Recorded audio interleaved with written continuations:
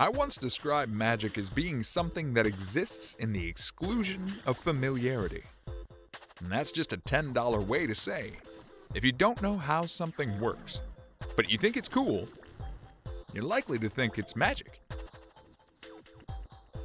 For instance, this summer, Maxine was gifted some bubbles by my Aunt Barb and Uncle Mark.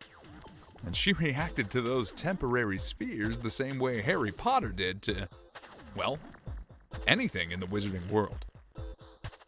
And my dad found magic in almost anything related to technology. I've mentioned he was a fan of music, but his eyes went so wide when he found out that my first generation iPod could hold more music than 100 of his record cabinets combined. It's funny. The internet can teach us anything we want to know right now. But we choose to believe in magic every time we wonder and leave a question unanswered. Welcome to My Dad, I'm Dad, a podcast for anyone who's ever loved, lost, or anything in between. My name is Doug. In the age of computer animation and a seemingly endless supply of musical or filmed entertainment, it's no surprise that many of us have come full circle on how we prefer the wool to be pulled over our eyes.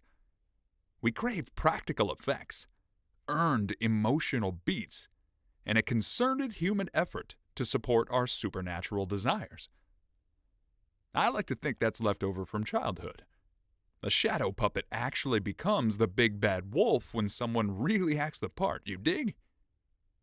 So we are easily fascinated by computer animation, but truly captivated by performance, ambiance, parlance, and intention. There is a place that offers those things in spades.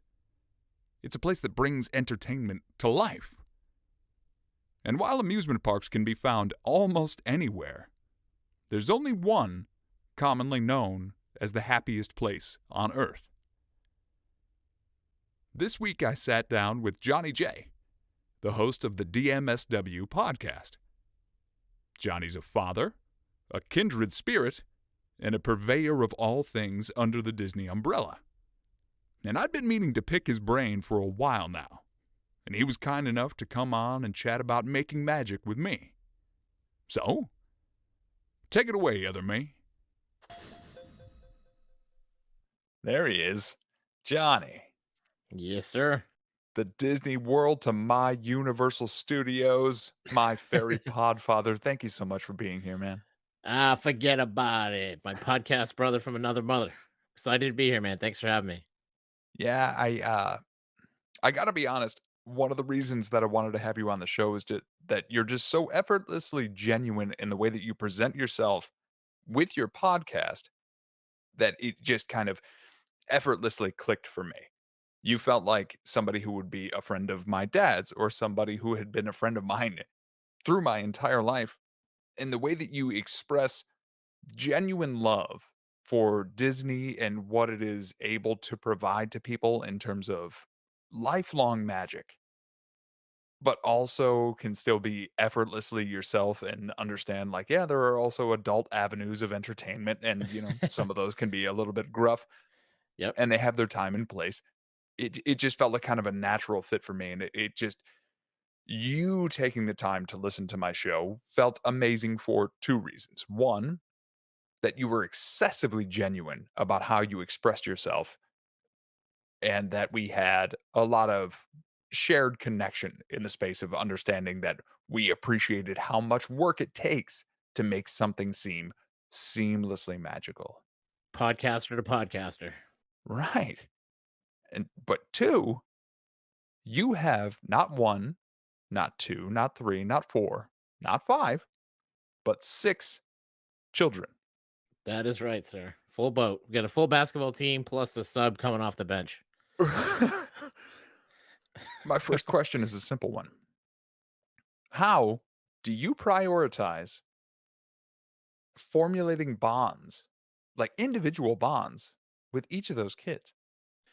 It all definitely starts with my wife. She is the MVP of the family, and all the one-on-one time and all the extra special moments that we do with these kids and try to provide and bring to them, it all stems from her. She is a school teacher, first teaches first grade, and she is dictionary definition of the perfect mom. She is just patience of a saint. I don't know how the heck she does it. She's grabbed and tugged and pulled on by every little kid in school all day long. And you would think somebody like that, when they come home, the last thing that they want to do is see kids or be around kids. And she comes in that door and is nothing but open arms and wants to be around our kids and making memories and making life with them. And all these little times that we get to do one-on-one moments all stem from her because she'll take on the brunt of staying home with 4 or 5 so I can take 1 or 2 out and go do something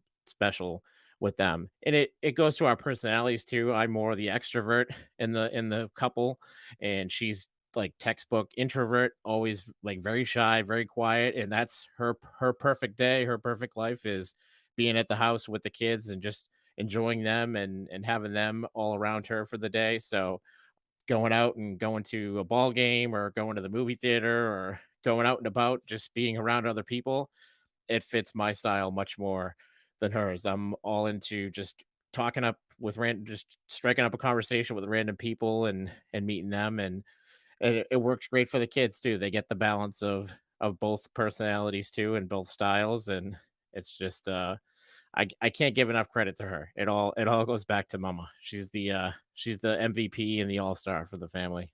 Yeah, I think that was actually one of the other immediate reasons that I kind of locked into what you talk about and how you present yourself and just in general.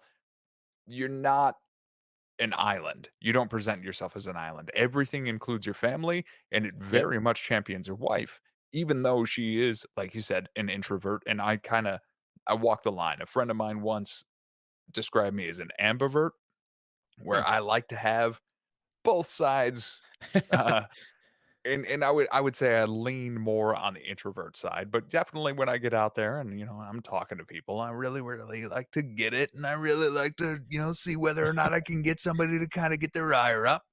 Yep. Yep.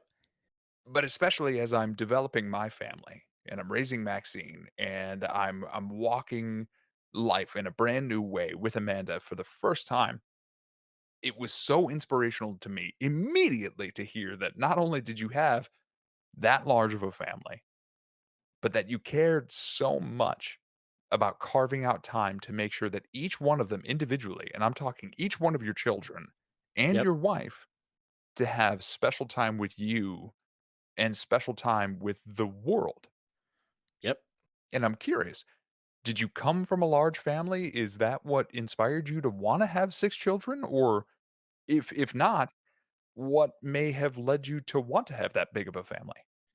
Sure. So, at least for me, my immediate family was small. It was just me, and I had a younger brother that's 4 years younger than me, but we grew up surrounded by a massive family. I had 12 cousins, or there's 12 cousins altogether on my mom's side of the family growing up, and there were 14 on my dad's side. So, again, in our own house, we were pretty small, but every holiday, all summer long, we were just going from cousin to cousin's house, and every birthday party, the entire group of cousins would come over to the house. So I definitely grew up around a large amount of family members, but I don't think really there was anything specifically about my upbringing or my family experiences that like I knew from when I was little that I wanted to have this many kids. I always knew I knew from a very young age that I wanted to be a dad and I wanted to settle down and get married and start a family pretty young. And when I met my wife, she was kind of in the same boat. People ask me how can you handle having 6 kids, or how do you guys have 6 kids? And again, like, not to just sound like the guy trying to get brownie points with his wife here, but it begins, it ends, it all goes back to my wife. I could not do, I couldn't do it. There was a time in our life where I was kind of getting burnt out with my job, and I thought about maybe going back to school and starting a new career. And I said to my wife at the time, I was like, "Oh, I can just be a stay-at-home dad during the day and I'll watch the kids. That way we don't have to pay for childcare." and then I'll just go to school at night and just I can try to do some work when I get home from school at night, or I can do it during the day while I'm watching the kids. And now that we're like at this other end of the spectrum and the kids are getting older, my oldest is 13 and the youngest is 2.5. I tell her, I tell her all the time, I'm like, thank God we didn't end up going down that path because I wouldn't have been able to do it. I couldn't. I don't have the patience that my wife has. She's the one that kind of can keep everybody on an even keel, and when this one's getting upset or kind of a little snarky, she just knows how to manage all the different personalities and deflect the aggression and the anger and the snarky attitudes and just kind of cool over the whole thing. Where me, as soon as my 13-year-old starts getting snippy with him, I kind of get the puff out your dad chest and you're like, oh yeah, tough guy, all right, let's go. But so it just again, not to just keep bringing it back to my wife, but it really does start and end with her. She's the one that makes the magic happen. Now, speaking of magic, a large majority of what you're talking about in your show is D, Disney, Yep. and Marvel and Star Wars. Yep. And one of the reasons I started listening to the show in the first place was because each one of those things has meant something very specific to me at a very specific time in my life. And now that I'm a parent, the Venn diagram of all of them clashes together. Yep. Genius, right? The fact that you took advantage of that was very, very smart. And I'm very glad you did, because you don't just talk about them from the lens of, I'm going to talk positively about every single one of these things forever. You don't just talk about them from the lens of, I think negatively about these things always. All of it is funneled through a specific, wonderful lens of your perspective, guided by a entire life's worth of appreciating the possibility of magic on a street that contains every single one of your family members. I just can't say enough how wonderful I think that is and how much I appreciate that perspective. What led you to want to make that particularly? I know you've talked at length in other Yep. shows and your own No, that's show okay. about why you wanted to start that. But if you've got 6 kids and you've got a wife and you have limited free time, could you boil down as simply as possible the reasons why you chose to talk about Disney, Marvel, and Star Wars as opposed to the sports that I know you love so much? Yep.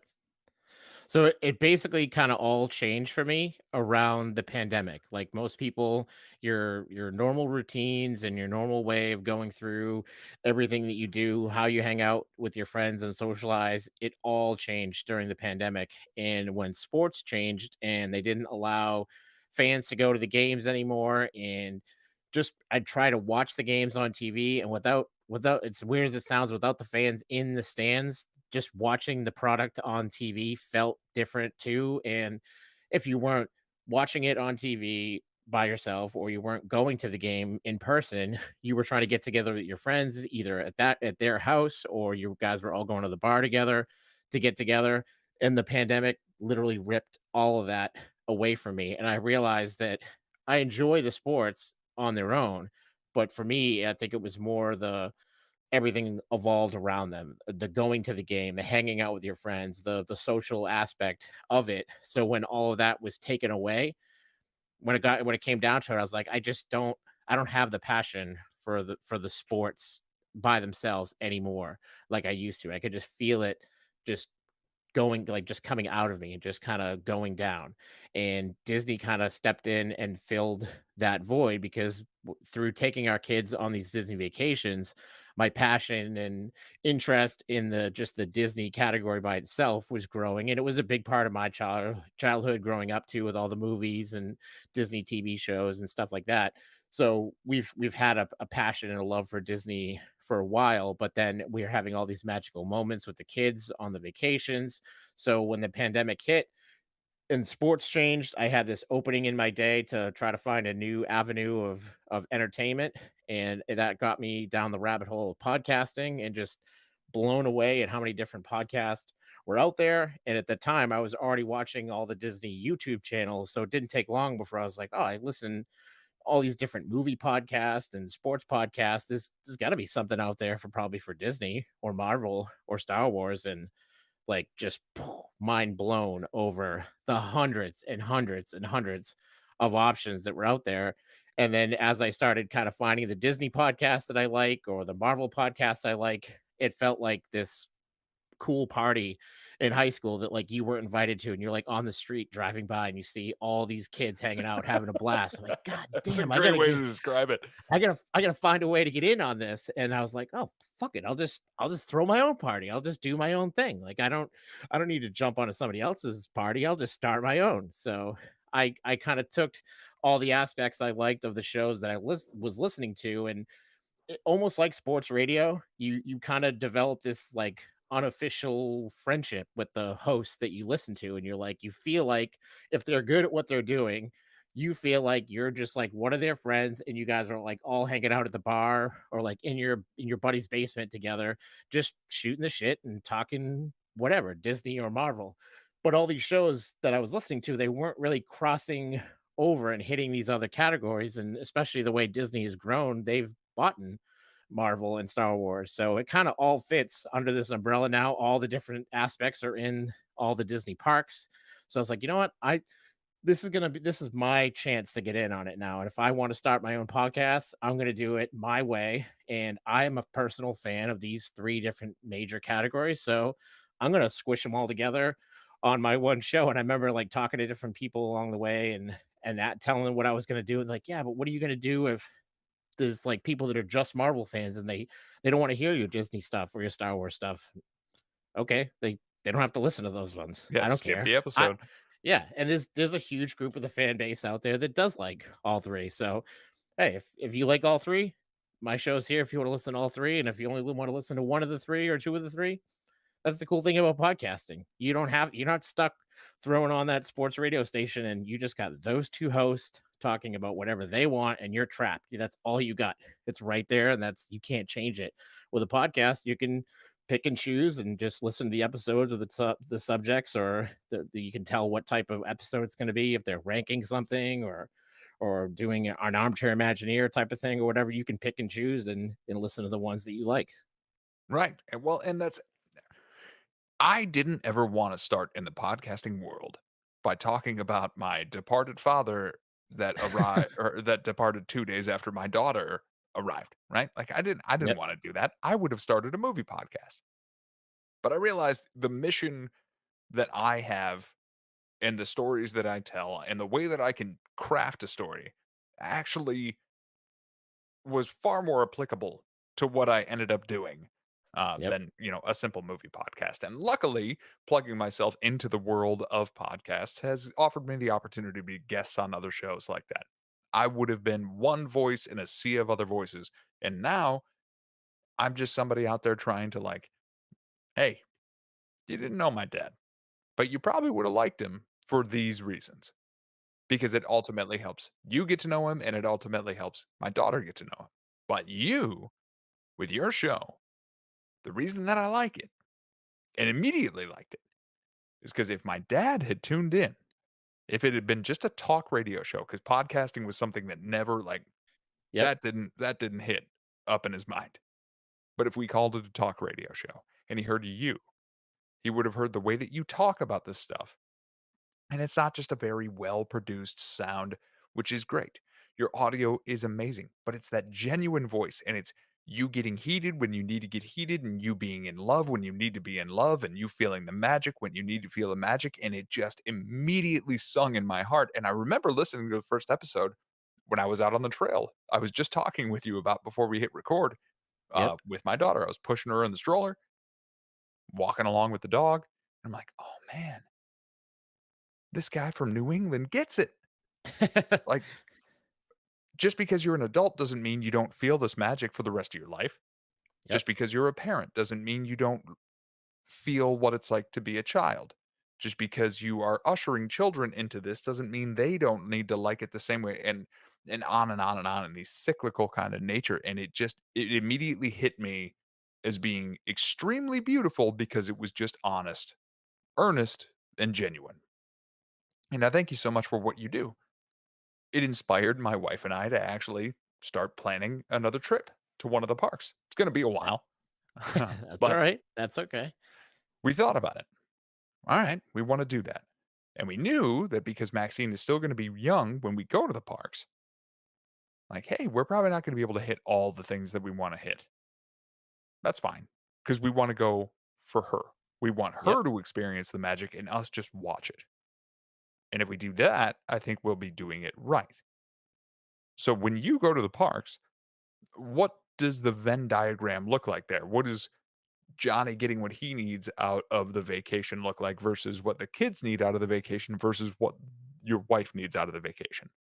Yeah, so for us, it really did start around the kids. And the funny thing now is that I'm an almost 40-year-old dad with a Disney themed podcast. And at one time I was the guy that was like, we don't need to go to Disney. It's too expensive and the kids are too young. They won't remember it. And again, not to keep going looping around back to the same woman here, but if you knew her, you'd understand where I'm coming from. She was the one that kind of finally snapped me out of it one day. It was like, you need to stop thinking about Disney being something that the kids are going to remember forever at their ages that they're at. And think about it for us as the parents. Like, yes, they're young and they might not remember every single detail, but think about it as us as the parents. We're building these memories of watching them experience these things and have this Disney magic in their life and all this money and time that it takes to pull off a trip. This is for us at this age. They'll when they get bigger, they'll be able to remember more things and have their favorite rides and their favorite things that they do and their experiences and the way we do the parks with them will change as they grow up. But at least on this very first trip that we're going to go with the kids, think about it as like us locking in these awesome memories with the kids. And I was like, all right, that's a pretty as a salesman, that's a pretty damn good sales pitch. You got me on that. So let's do it. We'll save the money. We'll do what we need to do and plan it so that we can afford to do it. And when we pulled it off, it was that very first trip where I had that magic like movie Disney slow motion moment where my daughter got this one-on-one chance to be with Mickey and have a one-on-one moment separate from the other kids, and he just bent down kind of on one knee and gave her that one-on-one attention. And you watch your kids smile and laugh and have fun their entire life. You try not to miss anything as they grow up. But then they have these special moments where, like I said, it's like a slow motion movie. Like the edges of your vision get cloudy and like you almost like hear music in the background and you just feel this magical thing like inside your chest. And I had that exact moment when I saw my daughter's face, like just happier than I've ever seen her be happy before. And it was because of this person in a mouse costume. And it just from that moment on, it just completely changed me.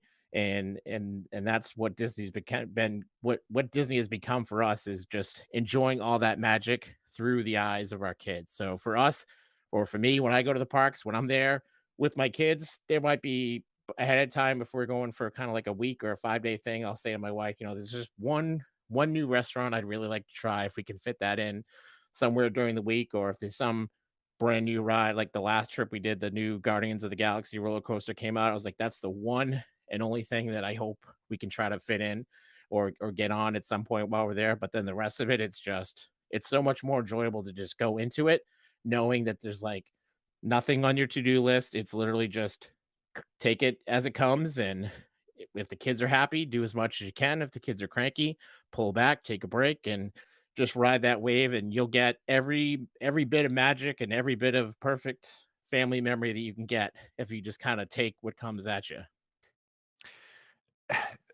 Thank you, first and foremost. That's the way I've been thinking about it, and that's just more motivation. That's more fuel for my fire as we Yep. consider going there. Because as you are constantly noted as saying, it's hard to find more value for your dollar. And I'll contextualize that by saying the type of experience that you could have at like a carnival, let's say, or the type of experience that you could have at a local smaller amusement park, or the type of experience you could have at, let's say, Disney on Ice. All of those things are distilled and simultaneously magnified at those parks. Yep. So, yes, they can be cost prohibitive, they can be a little expensive, but there's not one moment There's not one place you can walk. There's not one thing that you can look at that isn't exquisitely detailed and put together to incentivize you to enjoy yourself Absolutely. every single moment that you're there. And that's what I just want to see her do and experience from my eyes, Maxine. And I loved hearing that that's kind of what that you do with your children always. And the fact that you experienced it when you were young and you experience it now in very different ways, but because you now experience it with your children, it recontextualizes it for you in a very different way. And I think that's what the magic of Disney ultimately comes down to. Marvel and Star Wars are very close. I would say Star Wars actually kind of wraps into that really well. It's something that is cross generational now. It's something that exists outside of time, and there are specific instances of it that are always present in those parks. You know, you can be talking about the golden years, the Beauty and Beast years. You can be talking about Peter Pan. In the case of Star Wars, you can be talking about the original trilogy. You can be talking about The Mandalorian, the new TV verse, but they made it so that it kind of exists timelessly, and that's wonderful. Absolutely. It's rare to come across that. There's something for everybody, and you can all bond over different things, and there's just like an escape factor to it as well. It's like they call it the Disney bubble, especially down there in Orlando, where you literally feel like you kind of it's almost like you're checking out a planet Earth and you're going into this special dome that just doesn't exist, and you don't pick up on the outside noise and the outside noise and news and everything else that's going on, and you just can just exist in this place where there's no pressure. And the other thing too is there's no judgment. There's just and nowadays, I mean, you don't see it as much nowadays with like their nerd culture now being like the popular culture with things like Marvel and Star Wars. But when you're there, Disney's one of those communities where and to bring it back to sports, I guess again too, is like when you listen to sports radio, two people that don't agree will attack each other and like you're like trying to put the other guy down to prove your point. Where in Disney, it's just a different thing. You get two people with completely opposite views that like different things, and they're just like, that's cool. You like what you like, and I like what I like, and let's all just kind of hold hands and go have fun and run through the parks together. Yeah, So let's toast it's churros and be on our way. yeah, yeah, and it works with parents and kids. There's something for every different age level there. They have things that are obviously very catered to kids and their kind of entertainment level and what they're interested in, but there's enough other things going on that kind of capture the adults to keep them there as well. So they do a good job of hitting everybody's personal entertainment level and keeping everybody happy. Now, I'm glad that you brought that up because I have an observation and then I have a question for you. Mhm. So, my dad, in the years that we would go down to those parks, he more specifically related to Universal Studios than he would, let's say, Disney. Yep. And I think there was a larger reason for that in that the times where I could really start to cognitively remember and like really, really paint a lot of the memories in my mind, we were a little bit older. So my brother Yep. and I going down there, we love the ET ride, we love the Jaws ride, eventually the Mummy ride that we've talked about. Yeah. They Yep. like the fire. They like the And the ceiling on ceiling. fire. Yeah. Yeah. You Yep. feel like your blood is gonna boil. That's nuts. But over the years, the disparity has really hit me where when I was younger, with Back to the Future ride being over there, the Waterworld experience, even though Waterworld is one of my most reviled movies of all time, that's a discussion for another time. Different podcast. Very different podcast. But I mean, we would spend countless hours there. The Men in Black ride, etc. And my dad loved it. But we went to Magic Kingdom, and I think my first time being at Magic Kingdom was when I was about 13 or 14 years old. And it didn't hit me as well. And I think a lot of it had to do with the fact that my dad was a little bit more akin to some of the older kind of adult fare at the time, and we still really enjoyed ourselves, but it didn't have the same kind of parlance and magic. But we did love every single one of us, my dad, my mom, my brother, and I, the Peter Pan ride. Immediately took us to a whole different magical experience that we wished we could have experienced more of while we were there. Yep.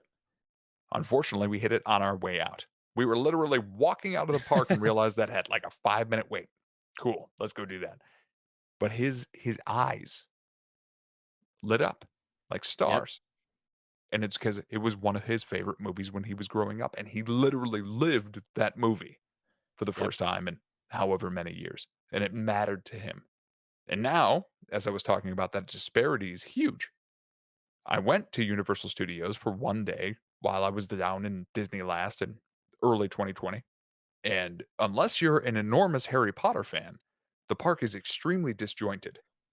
Yep. Nothing really feels cohesive anymore. Really cool rides, really cool experiences. But as you walk from one place to the next, there's no through line. There's no magic. There's no nothing that'll carry you there. Yep. Disney has only upped the ante there, especially with the acquisition of Star Wars and Marvel. Since I used to go to those parks when I was young, now it's cross generational, baby. Yeah. You just go and you experience anything you want to experience. And as those things are cross generational, and as your son is getting older, he's now 13 years old. Is he starting to skew a little bit more mature in the content that he wants to imbibe? Oh, definitely, definitely. He's asking about the more like PG-13 and R-rated comedies and action movies and stuff like that. The most recent thing that we watched together was MacGruber, so easily one of the one of the top 10 best comedies of all time. Very underrated, but if you've seen MacGruber, you know that that's not family friendly content. I'm not going to watch that with my 9-year-old or my 5-year-old, but he's definitely getting to that age where he still appreciates Disney for what it is, and he has his rides and his things that he likes to do there. But you're hitting the nail on the head there. As he's coming into his teenage years, he's testing the waters on more and more mature and adult level type of comedies and action movies and stuff like that. And so his entertainment level is catching up to kind of where mine is as at as a full grown adult. Now, was that something that you started to notice when you were down at the park this most recent time, or was he still just very much there? Because I remember in one of your shows you were talking about, I believe it was him, or it may have been Hunter, where you were talking about that they had previously not wanted to ride the Haunted Mansion. Yeah, that was Colby. He never wanted to do the Haunted Mansion, but I think now he's at the age where like now he's almost embarrassed. Like now if my younger sisters are doing it and my younger brother's doing it, I have to make myself doing it now because now I'm the tough 13-year-old. I can't be the kid that's too afraid to do Haunted Mansion. But yeah, when he was younger, he didn't care who knew, who didn't know. He was hand up, I'm too afraid, I'm not doing it. I'm out. Count me out. But now as he gets older, he would love to check out Universal. And I think they're different parks for different and they hit different experiences. So if you're looking for just like a pure amusement park and thrill ride and you're there just for fun rides, then you go into Universal knowing that's what you're getting. Like you're getting a thrill park.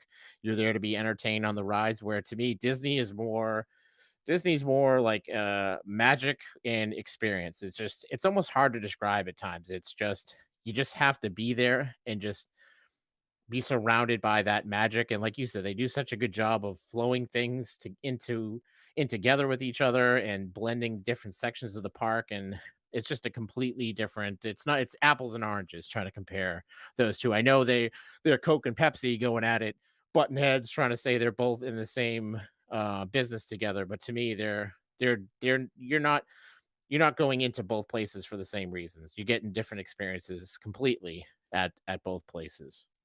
Yeah, I mean, I think it is light years apart, and especially when it comes to things that are applicable for really young audiences, there's really not much you're going to get over at Universal anymore. You know, Yep. the ability to try to say like, "Hey, you really like Dr. Seuss, right?" Like, yeah, well, one or two times a year, or maybe when I was very, very young, or like, don't you like Snidely Whiplash and a lot of the Hanna Barbera cartoons? Like, well, Yeah. unless your parent has decided that they're going to go ahead and make that applicable to you now, Who's that? yeah, that's not going to happen. Disney Yeah. has always taken the time to kind of revamp and refresh and refurbish a lot of the things that may have been older, but also make them applicable to now. Like the new Mickey Mouse shorts that are out there that I understand the Mickey's Runaway Railway is kind of based on. Yeah. Yep. Those are great. Those are really cool because they also kind of feel like a Ren and Stimpy cartoon. You nailed it, man. I say Yeah. that to my kids and my wife all the time, and not that my kids know what Ren and Stimpy is, but I tell my wife, I'm like, "This is, like, completely different avenue completely for Disney." So maybe that's just, their attempt to try to grab this newer, younger generation and kinda give them a little bit of a different Mickey, because it definitely feels I don't wanna, like, make it sound like it's like this it's not, Rick and Morty or a Family Guy type of animated show, but it's definitely not the it's it's not hot dog, hot diggity dog, Mickey Mouse Clubhouse. That's the perfect way to put it. Yeah, it struck me as I was watching it because, like, the moment we said, "Hey, we're gonna do a park visit," I was like, "Okay, we need to make sure that Maxine knows who these characters are, so let's start kind of incorporating her into that sphere now." So the Yep, first thing that I put up, I was like, "All right, I really loved these shorts from when I was a kid." So I put some of those on, and 5, 6 minutes or so would hold her attention. But I put yep. one of those new ones on, and she was like, and I was the exact same way. My face just lit up like, "Oh, man." And I think that's the genius track that they're going on for these particular shorts. Let's make it look like a cartoon that these 30 to 40 to 45, maybe even 50-year-olds would have seen when they were growing up so that they are invested, which makes their children invested. Yep. It's that weird, like, 30-year cycle of nostalgia. Now we're passing that on to our children. And you can also age up with it. Because one of the most incredible things about the entire Disney experience is that there's always a touchback on nostalgia that you can clock into. There's always something that you can look at and say, "Oh man, this exists because of this." And that's one of the reasons I love the Haunted Mansion so much. There's so much parlance and so much history behind that ride. And they refresh it, they update it from time to time, but it's largely the same thing, built on similar technologies that has existed for years and years and years, but with a foundation for making a story and making something feel special and magical. And again, that ties us right back into why I wanted to talk to you.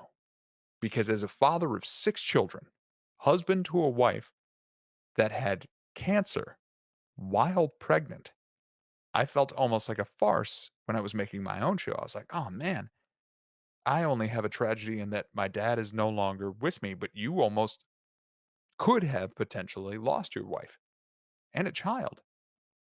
And it consistently amazes me and inspires me that you don't focus on that. You talk about it at great length and you're very open and honest about that. And I appreciate that so much. But every single day, every single episode of your show, every time I've talked to you, every time that we engage with one another, it's always about here's what we're going to do tomorrow. And here's how we can make everything else from this moment on seem wondrous. And my dad had that. And I try to inspire that in others, but I admit I fail way more often than I'd like to do it in myself, to be completely honest. So when you begin your day and you know you've got everything ahead of you, how do you reconcile? I'll do this and then I'll do this and then I'll do this and then I'll do this and then I'll get home and spend time with the kids. Like what does that look like, Johnny? Again, just to go back to a sports analogy here, it's almost like, listening to Bill Belichick talk to or one of their Patriots players at a conference where or press conference where they're just saying, "Just one game at a time, just take it one day at a time, just try to live in the moment and just focus on that day and get as much out of that day and that moment as you can, and everything will just kind of fall into place on its own going forward, because you never know." Like I said, with as you mentioned there with my wife getting cancer, my wife was never a drinker, like heavy drinker, never a smoker, didn't experiment with drugs, like just as pure as the snow and just complete like she didn't grow up under power lines. Like there was nothing fishy going on in her No paint backstory chips? anywhere. Yeah, no lead, no wasn't eating lead paint chips as a baby, just complete freak thing out of nowhere. And that was the biggest thing that I struggled with at the beginning when she first got diagnosed, because at that point in my life, to me, like cancer or like it was something that like older people got. And you never feel like an adult growing up through your 20s and 30s when you're having kids. Like, you still don't feel like an adult like when you were a kid thinking of your parents being an adult, but my brain just couldn't wrap itself around or accept that my wife in her 30s had cancer. Like, it just didn't make sense in my head. I'm like, she wasn't smoking for 40 years. Like, why does she have cancer? Like, it didn't make sense in my brain how somebody that young and that innocent could just be completely destroyed by this disease. So since then, it's just, again, my to my wife's credit, there was never a pity party with her. She never, like, was like, "Oh, poor me. I hope everyone feels bad for me because I shouldn't have to deal with this, and I shouldn't have to go through with this." It was just always, I'm just gonna beat it because I have kids, and I need to be here for them, and they need their mother, and I'm just gonna beat it because I have to be here for them. So she was very focused on get through the treatments, whatever it is, we'll just take it one day at a time, and eventually we'll make it through and we'll be on the other side, and this will all be in the past and we'll never have to worry about it again, and we'll just live each day in the moment one day at a time. It's incredible. It's amazing. I Yeah. really I struggled a lot with that as we were pregnant with Maxine and dad's health was declining. And I knew that we had to figure out what we were going to prioritize, especially as the pandemic was raging on and that was all happening all at the exact same time. And I haven't discussed yet. My mom had breast cancer at the time. She told the story of she told us she happened to be in West Michigan when she found out. She was visiting her sister, came over to the house, and we had like a whole day. We had like a whole day together. Yep. And we were sitting around having dinner before she was going to head back to the east side and go, be with dad again. She was like, "Yeah, just so you know, I have breast cancer. It's no big deal." Because again, very much like your Yeah. wife, just one of those like, "It's going to be all right." I'm like, Yep. How is it? How is it going to Yep. be all right?"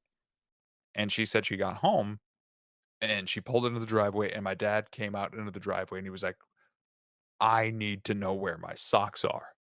Because at the time, he was, like, in with his dementia, right? It was like and Yep. she just laughed and Yep. just, like, went up and hugged him and was like, "I needed that laugh," because she had a 2.5-hour drive of just considering her mortality while her husband's health was declining, while Yep. she had just left her kids. I consider all these things, and it's fireworks in my brain, and I really have to work to kinda contain them, put all the pieces back together and say, like, the people around me benefit most from me keeping it together when I can, being open and honest about my feelings, sure, but not letting them get the best of me. So I give her all the credit in the world for not only doing what she did, not only overcoming what she did, but doing it with that level of grace. Yep. Is she your Incredible. Tony Stark, would you say? Oh yeah, I love her 3000 for sure. Wow. Unbelievable. Now, all right. If you were going to design a theme park or a land in a theme park or a ride in a theme park, but it couldn't include anything Disney, Marvel, or Star Wars Hmm. that's currently in Disney World or Disneyland. And it can't be in Universal Studios or Universal Studios Islands of Adventure or the new land that's coming now. What would you do? Something that can apply to the entire family. So no movie IP, no television IP. It's gonna be just separate thing.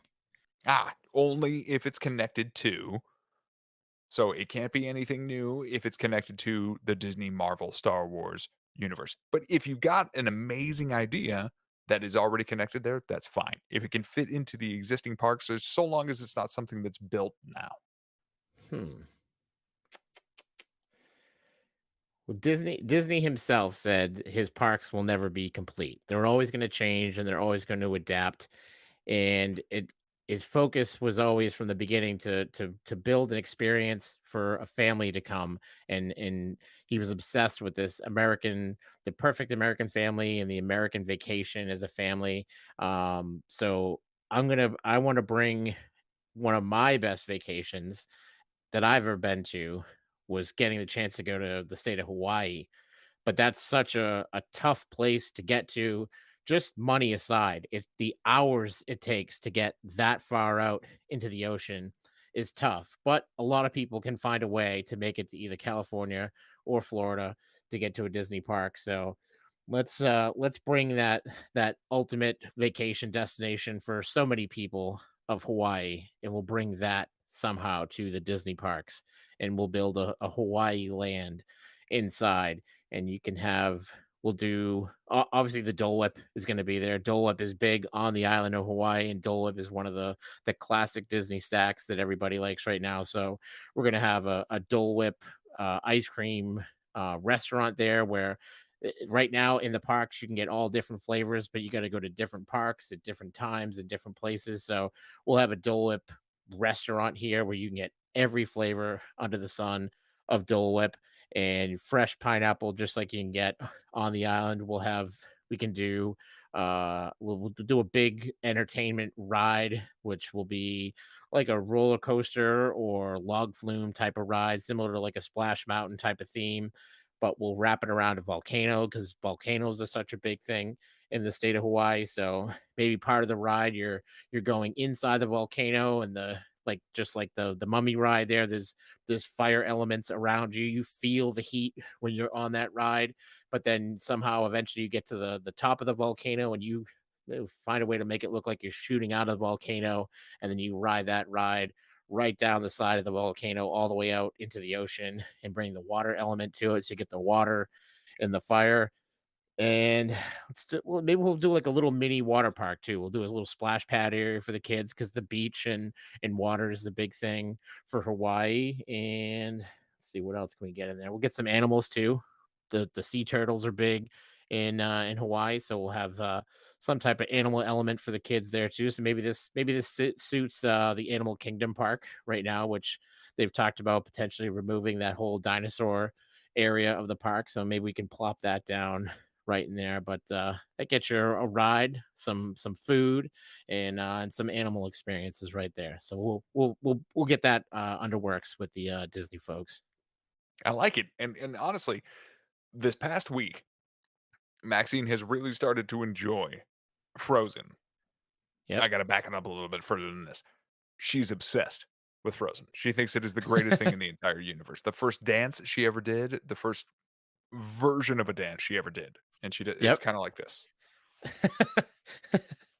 And it's the moment the opening bars of Let It Go hit, or Love Is an Open Door, and any of that stuff. Hmm. But she will sit and enjoy it, and she, like, gets the notes and the beats, like, to the point where when the king and queen die at the beginning of the movie, she will look at you and be like, "Ah," like, she doesn't like that part because she can tell it's Yeah. sad.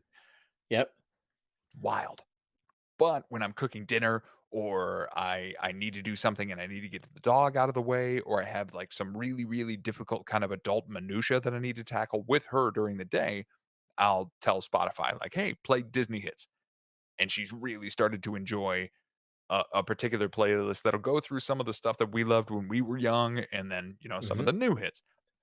And it's really cool. She's really started to like there's a couple songs from Lilo and Stitch. So, of course, Yeah. go ahead. Let's bring in some Lilo and Stitch, baby. Heck yeah. Yep. There we go. Maybe we'll have two thrill rides. We'll have a Hawaiian roller coaster ride. Speaking of Lilo and Stitch, I believe listening to your show was where I heard that you got to do that alien encounter experience before it was Stitch themed, right? Yes, sir. Yep. One of the scariest things ever to happen to me as a child. Legitimately terrifying. Terrifying. Terrifying, absolutely terrifying, and it's not the Haunted Mansion where you sit in this little protective bubble and you just kind of float through a little house, and, like, it's not a haunted house, like, there's ghosty, ghouly things that are decorations, but there's nothing about that ride that is meant to scare anybody. Alien Encounter was designed to literally put the fear of death into children. It was terrifying. It was horrible. It was honestly, I've Yes. never in the lexicon of things I have endured at Universal Studios, Yep. nothing has scared me as much as that. And I'm talking about Jaws popping out of the water, biting an electrical cord and lighting an entire boat garage on fire. Yep. Nothing touched that. My No. brother No. tried to, like, get out of the restraints. We Oh, had to yeah. have somebody from the park come over and tap him on the shoulder and be like, "Relax, it's all just an act." Like, somebody had to come and calm him down. Yep. Horrifying. So when I Brutal. found out they rethemed it that, it was like, well, I guess, that's good for the children, but, Yeah.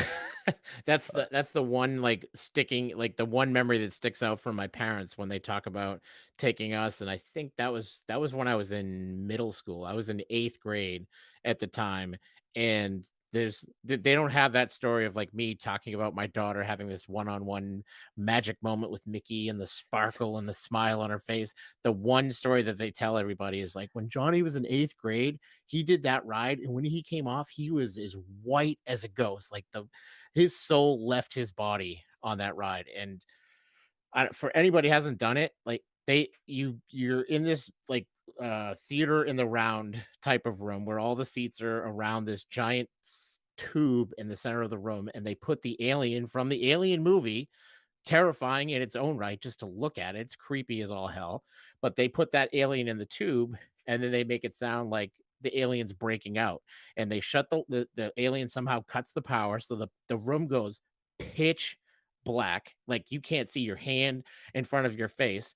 And then it sounds like that alien breaks through the tube and gets out. And they have speakers right in your ears so it sounds like it's breathing on you, and then they inject, like they push like little steam clouds or something, like yeah, they push they air. hit you with a Oh, mist. yeah, yes, Oh, and in I your think there was legs? like something on your legs. Yes, yeah, Yeah. your leg. There's like tubes that they like blow air through again, and it feels like the tentacles are rubbing against your legs. Legit terrifying. Just absolutely earth changing, life changing. How scary that ride was. This is a 100% true story. I believe it was the year after we did that ride. My brother and I were in Ocean City, Maryland with my parents, and that's where my dad spent a lot of time as we were growing up. Love that area. Had a great time there. And we went to go see Independence Day when it came out. Yep. And basically the alien that's in Independence Day is so similar to the alien from that ride that in the movie, when the alien breaks out and has the doctor, like, pressed up against the glass and you can kinda Yep. see all the little tendrils kind of flinging around, my brother and I both picked our legs up off the ground and pulled them into our Perfect. seats and pulled them into Perfect. our stomachs because that ride hit you so much with so much sensory experience and the Hmm. flashing strobing lights, like, of course they removed that from Disney. It was as if the most hard of hardcore rated R experiences, even though there was no bad language, there was no Nope. none of that, it was just No pure blood and tense guts. terror. Just fear. They just Horror. they got to the core of what can scare the hell out of a child, and they just pounded it right into your skull. Just So you gotta horrific. find it. You gotta find the Imagineer that was behind creating that ride and tell him that story about you and your brother picking up his legs, because you could just see the smile from ear to ear on that guy going, "Yeah, Like, I nailed it." yes. Like, yeah, that must have been the era in which Tim Burton was an animator at Disney, where they were Yes. totally like, "Yeah, we did Black Cauldron, let's go nuts. Like, yeah, let's have a little bit of Yep. fun here." Alright. Now, the theme parks, I told you the other day that I'm gonna hit you with a wild one. Are you ready for it? Sure, let's do it. Alright, so you had Hawaii at Disney. Honestly, I would go. I think it would be wonderful. Personally, I think it could fit really well at Epcot, just kinda off to the side, or maybe, you make it an island in the middle of that water at Epcot, Yeah. Yep. so you could go visit, but, it looks like an island, but when you walk onto it, you kinda, like, go down, and then it explores, some other area. Okay. I had a totally different approach. Alright, let's hear it. As we had discussed, Well, let's first say eventually I'm gonna find a way to make sure we get Bob Chapek removed as CEO, and then yours truly obviously will fill the void that's left. So you're making your pitch to me as now I'm the CEO of Disney. So you make your I pitch, would and then I'll let you know if we'll push forward on this project or not. ooh, I don't know. Well, you know what? I think you might because I think you as the CEO of Disney might be more like Gene Wilder's Willy Wonka than you would Bob Chapek as, let's say Johnny Depp's Willy Wonka, right? There's Where you no way to know which way we're going. That's what I'm saying. You're all about the preservation of the magic. Like, if you're gonna get angry, it's because you're expecting people to want to love things as much as you do. You're not Mhm. angry because people wanna spend money. You're angry because they don't wanna spend enough money, that they don't wanna give it enough parlance, that they don't wanna pump enough experience and magic into it.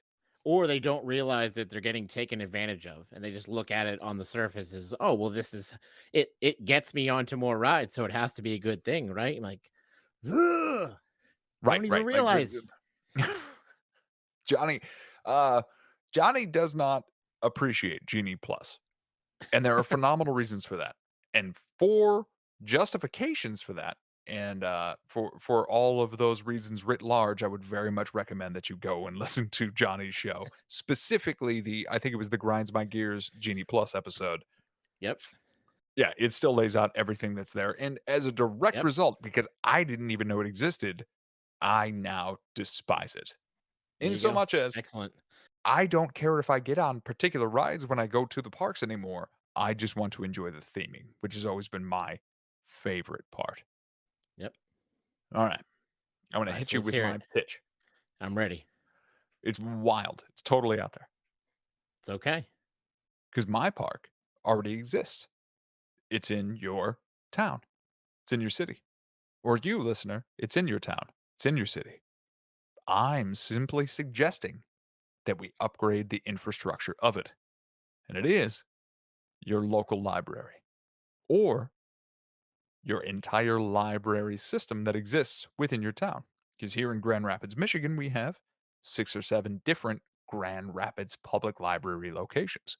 What I am thinking is that each library location in your town, or if you only have one, we'll get to that in a second. Each of these libraries now will have an attraction built into it. They'll have theming specifically related to a particular genre of literature or movie because all of it gets to exist there.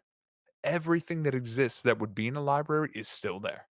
But we now have a roller coaster, or we now have a Ferris wheel, or we now have themed rooms. If you're a fan of Sherlock Holmes, great. This location has escape rooms built into it. If you're a fan of, let's say, fantasy and sci fi, this has an entire dragon room. This has an entire cauldron room, I etc., like it. etc. So all of that exists at all of these different separate locations. Here's the wonderful part. It's free. You're paying your taxes, but of course, it's there. Yep. And if you go with your kids, you can take any book that you want out of there at the end of the day, and you get to have it for 3 weeks. You want a movie? Great, there it is. You get to have it for the whole week. You miss Blockbuster Video? Guess what? Your It's library back. already is that. And to boot, now you get a roller coaster. And every single person that works at one of these libraries is there to help you enjoy these things that have already existed and been out there for time immemorial. You want your talks? You want local authors?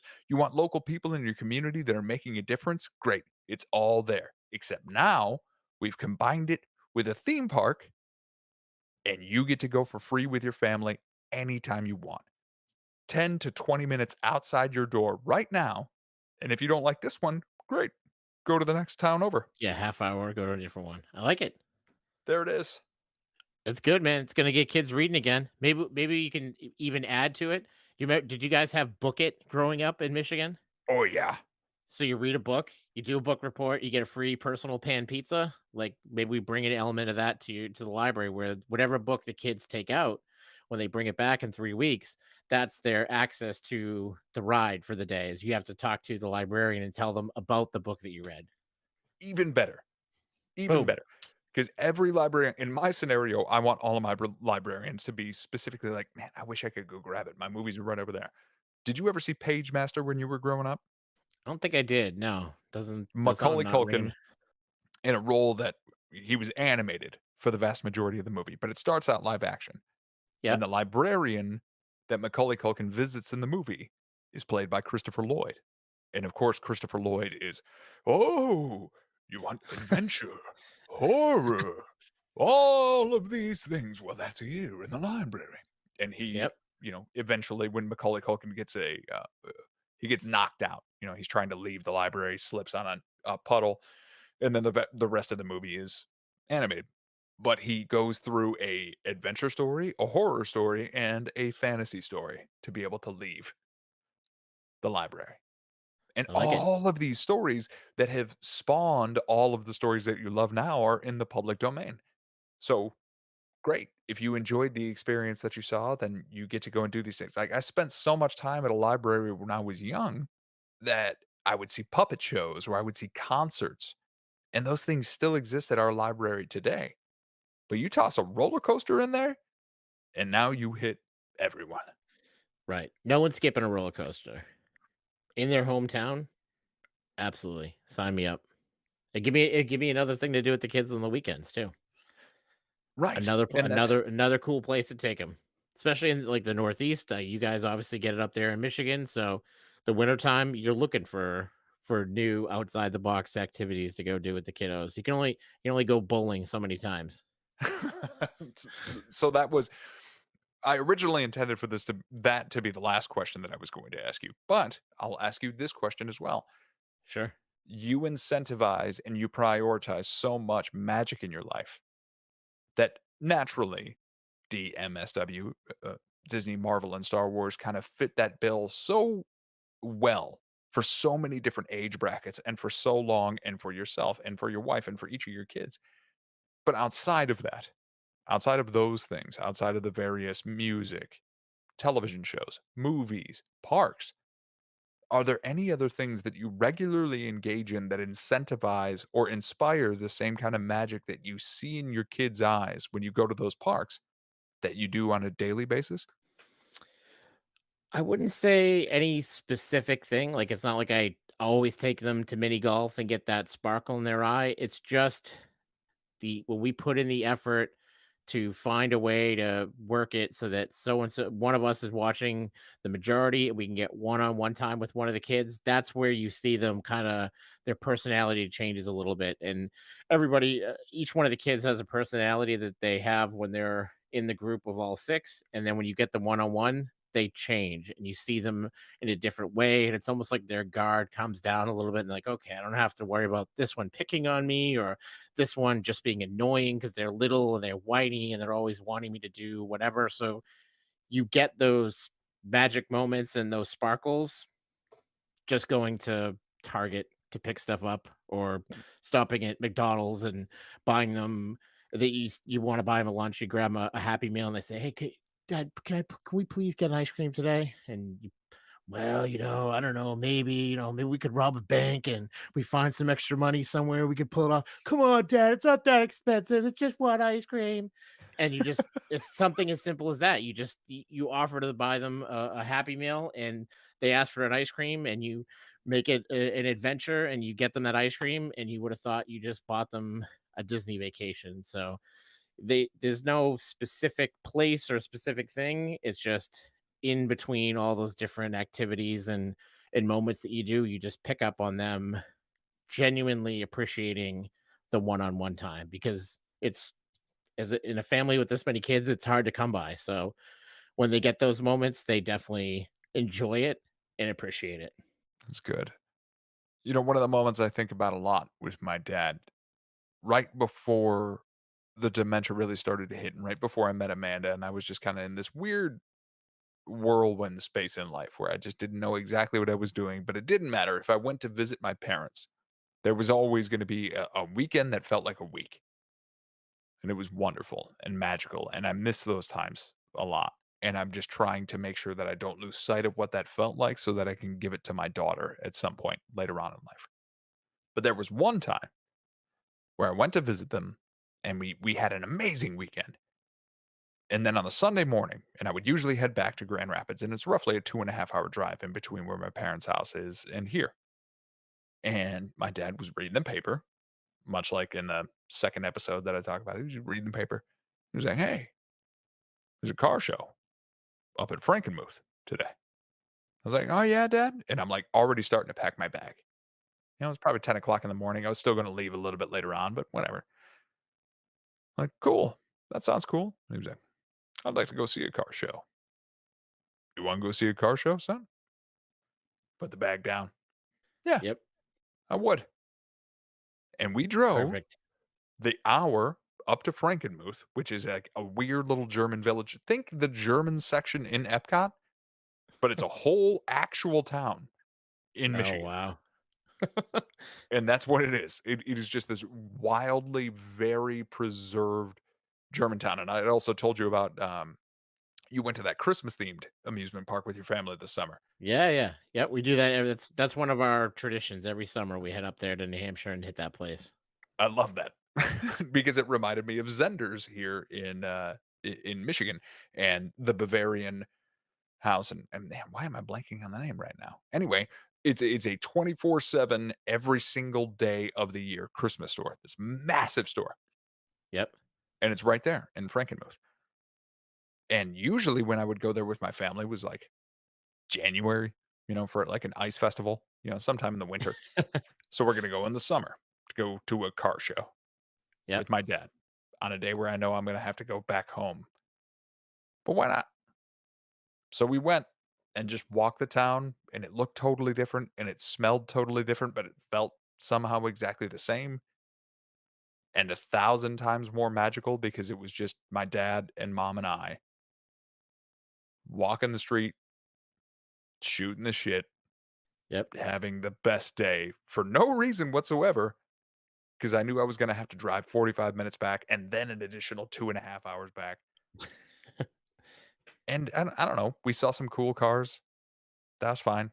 I just Yeah. remember strolling the street with my dad. Bingo. So you never know when those special moments are gonna come, and again, not to go back to my wife, but that's another line that she'll hit me with a lot. Like if she can tell that I'm kind of getting stressed out, like I said, because I don't have the amazing level of patience that she does, but when she can tell that I'm getting stressed out or I'm trying to get something done for work or at the house or whatever, and the kids are trying to get me to do something, she'll kind of like whisper in my ear, like, it could be the last time they ask you to play that game with them, or it could be the last time they ask you to pick you up like that. And like, fuck. Oh, gets me every time. Every time. Every ugh.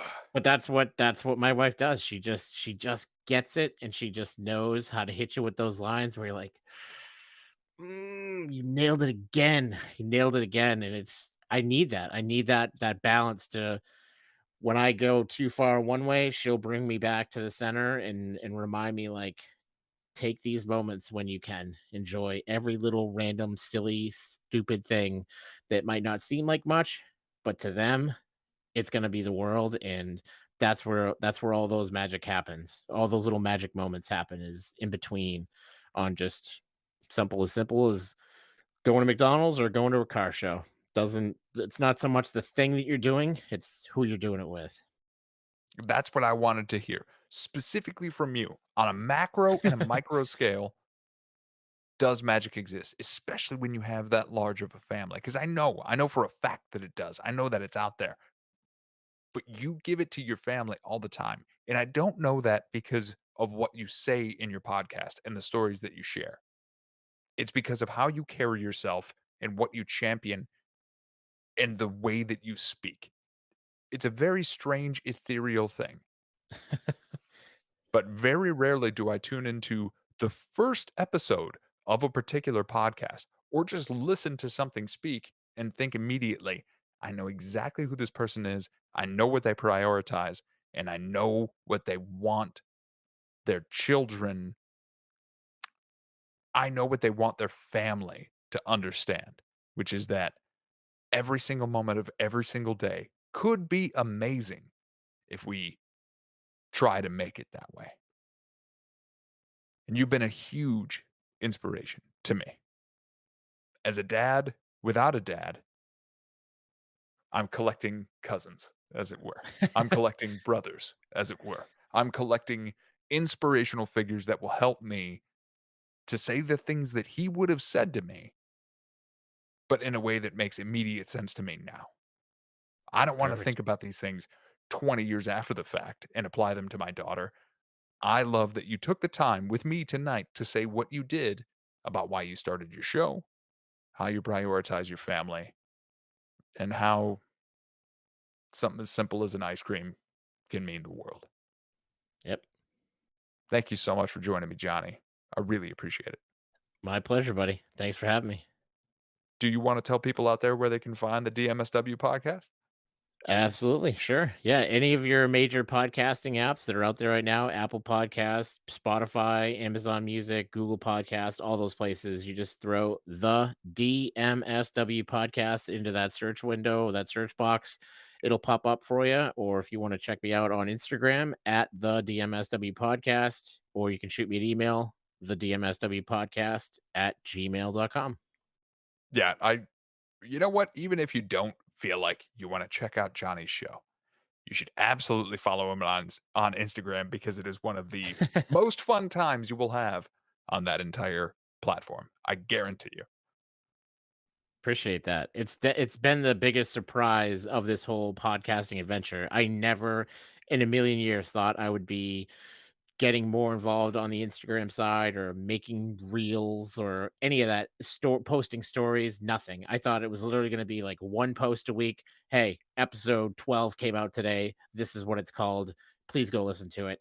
And that's it. And just as you get into this Disney community and start talking to other people and get inspired by what they're creating, what they're doing, it gives you ideas and makes your brain start twisting. And like I said, I never had any intentions of doing anything extra with that form of social media, and now it's right up there with the podcast itself. It's just I have just as much fun coming up with those real ideas and putting those little videos together, and then just interacting with the people that like them and comment on them, and then I check out their stuff, and that's how you build all these online friendships with people. Is you just catch each other's stuff, and before you know it, you're picking up new friends left and right. Yeah, it's an absolute blast and a true honor. So thank you again for coming on. Right back at you, man. My pleasure.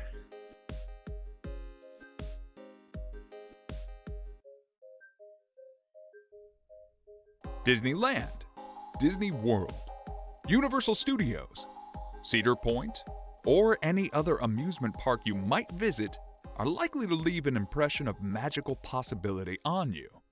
And so will the films, the music, etc. But a certainty of magic, on the other hand, is found most freely in the eyes of those who love you. Riding a ride, sharing an ice cream, strolling an immaculately themed walk can be fun, alone.